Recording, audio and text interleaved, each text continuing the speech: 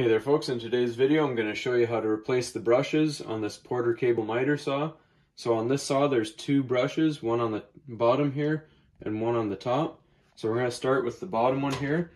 You just use a flat edge screwdriver and you unscrew it. Just be careful because it is spring activated.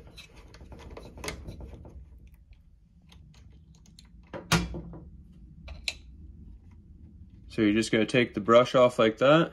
I'm just going to use a can of compressed air, give it a little blast to clean out any sawdust.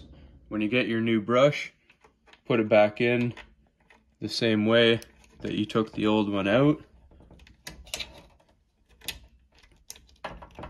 Put your cap back on.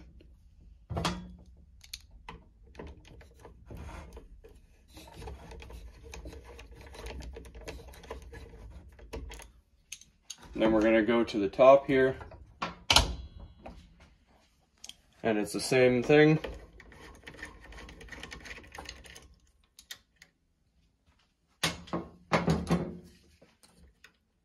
Take out your old brush,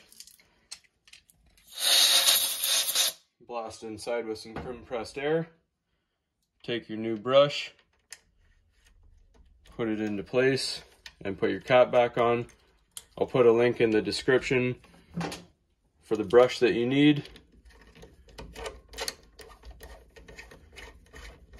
Once that's all done, you're all good to go. Hopefully you found this helpful, everybody. And as always, please like and subscribe.